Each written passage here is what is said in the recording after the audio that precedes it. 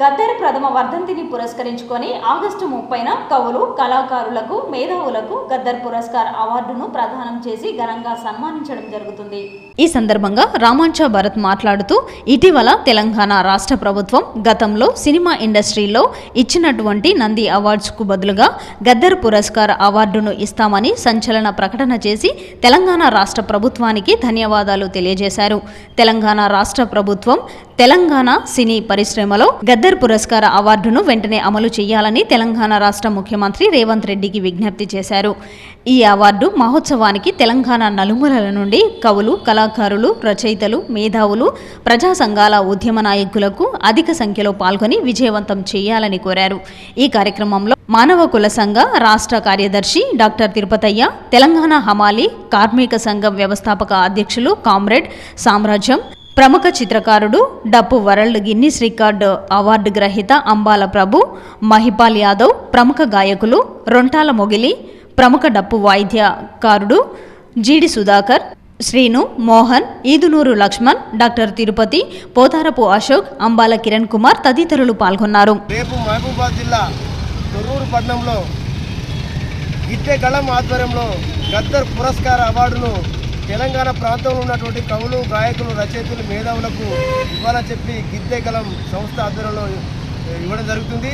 దీనికి తెలంగాణ భాషా సాంస్కృతిక శాఖ వారి సౌజన్యంతో గౌరవ డైరెక్టర్ గారు మామిడి హరికృష్ణ గారి సౌజన్యంతో ఈ యొక్క కార్యక్రమాన్ని పెద్ద ఎత్తున తొర్రూరు పట్టణంలో నిర్వహించబోతున్నాం. కాబట్టి ఈ తెలంగాణ నలుమూలల నుండి కవులు, కళాకారులు, రచయితలు, మేధావులు, ప్రజా సంఘాలు, మానవ హక్కుల సంఘాలు, నాస్తిక హేతువాద సంఘాలన్నీ కూడా, జర్నలిస్టులు, మేధావులంతా కూడా పాల్గొని ఈ యొక్క కార్యక్రమాన్ని విజయవంతం చేయాలని చెప్పి ఈ సందర్భంగా విజ్ఞప్తి చేస్తూ, జోహార్ కామ్రేడ్ గద్దర్ అన్న, జోహార్ కామ్రేడ్ గద్దర్.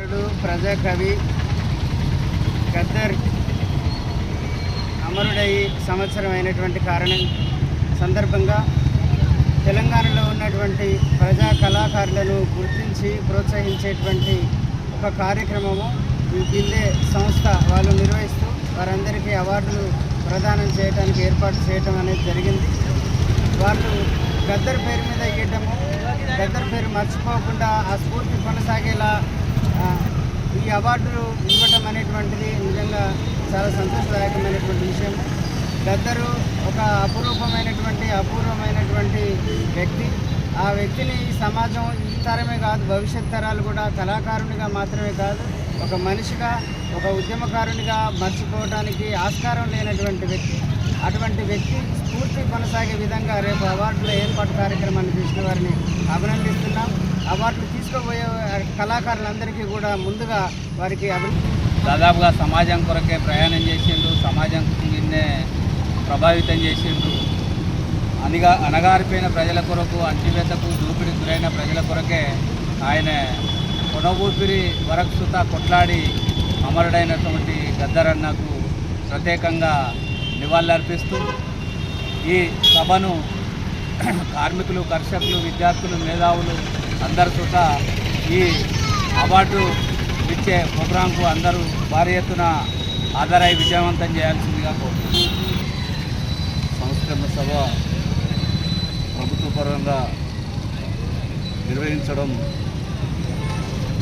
గద్దరన్న గారిని మన తెలంగాణ ప్రభుత్వం కాదు, యావత్ భారతదేశం సృష్టించినటువంటి వ్యక్తి, ఉద్యమాల పితామహుడు. మనకు ఈ ఉద్యమాన్ని నడిపించి దిశానిర్దేశం ఏర్పరిచినటువంటి మహనీయుని యొక్క గొప్పతనాన్ని గుర్తించి అవార్డు ఇవ్వడం. ఈరోజు కరీంనగర్ జిల్లా జమ్మికుంట పట్టణంలోని గాంధీ చౌరస్తా వద్ద గద్దర్ గారి ప్రథమ వర్ధంతి సందర్భంగా రేపు జరగబోయే మహబూబాద్ జిల్లా తొర్రూరులో జరగబోయే గద్దర్ అవార్డ్స్ ప్రధానోత్సవానికి ఈ ప్రాంతంలో ఉన్నటువంటి కవులు, కళాకారులు, మేధావులు అందరూ కూడా, సకల జనులు అందరూ కూడా పాల్గొని విజయవంతం చేయాలని చెప్పని ఈ సందర్భంగా మీ అందరికీ విజ్ఞప్తి చేస్తున్నాను.